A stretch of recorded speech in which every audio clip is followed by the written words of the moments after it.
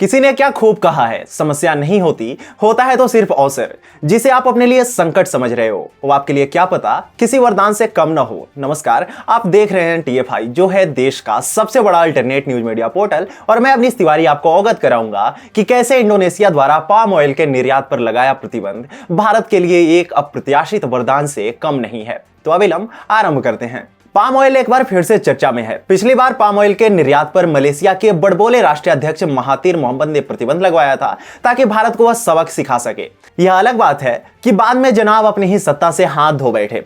भारत अपनी palm oil की आवश्यकताओं को पूरा करने हेतु मलेशिया से इंडोनेशिया स्थानांतरित हो गया और वहां से पाम ऑयल आयात करने लगा। परंतु इस बार इंडोनेशिया ने भी तय कर लिया है कि वह पाम ऑयल का निर्यात नहीं करेगा। बस इसके लिए प्रत्यक्ष या अप्रत्यक्ष रूप से भारत दोषी नहीं है। असल में इंडोनेशिया द्वारा पाम ऑयल के निर्यात पर प्रतिबंध लगाने के पीछे का प्रमुख कारण है इस दक्षिण एशियाई देश में खाद्य तेलों की उपलब्धता में भारी कमी एवं कीमतों में भारी उछाल।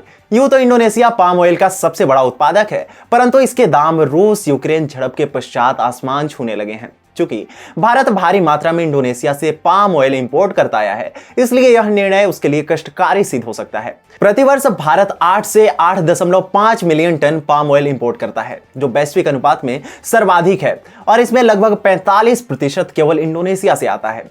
कहने को भारत मलेशिया से पुनः पाम ऑयल इंपोर्ट कर सकता है, परंतु सत्ता परिवर्तन पर स्थिति भारत के अनुकूल बनी रहे क्या इसकी कोई गारंटी नहीं है। लेकिन पाम ऑयल इतना महत्वपूर्ण क्यों है? यह तेल अपने आप में काफी महत्व रखता है, क्योंकि यह बहुउपयोगी तेल है जिसका प्रयोग खाद्य उत्पाद, डिटर्जेंट, कॉस्मेटिक, बायोफ्यूल, साबुन, शैम्पू, नूडल्स, बिस्किट, चॉकलेट इत्यादि में किया जाता है। पार्ले प्रोडक्ट्स के senior category head Mayank Sah बताते हैं कि यह चुनौती सिर्फ कंपनियों के लिए नहीं अपितु FMCG उत्पाद बनाने वाली कंपनियों के लिए भी है, क्योंकि पाम ऑयल से कई कंपनियों का काम निकलता है। तो यह निस्संदेह एक चुनौतीपूर्ण कार्य होने वाला है। ऐसे में भारत के पास जो विकल्प है वह है आत्मनिर्भरता।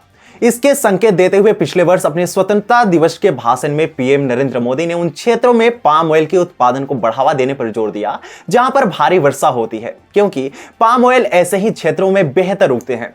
इसके लिए भारत का पूर्वोत्तर क्षेत्र सबसे उपयुक्त है, क्योंकि वह उपजाऊ भी है और वहां वर्षा की भी कोई कमी नहीं है। असम के गोलपुरा और कामरूप जिले तो पाम ऑयल उत्पादन में पहले से ही सम्मिलित है, परंतु अब इस क्षेत्र को और बढ़ाना होगा। भारत पाम ऑयल उत्पादन के परिप्रेक्ष्य में 3 लाख हेक्टेयर क्षेत्र में उत्पादन करता है और national mission on edible oils के अंतर्गत 2025-26 तक इस क्षेत्र को 6,50,000 हेक्टेयर तक बढ़ा सकता है, जिसके अंतर्गत क्रूड पाम ऑयल का उत्पादन 2030 तक 28 लाख टन बढ़ाने का है।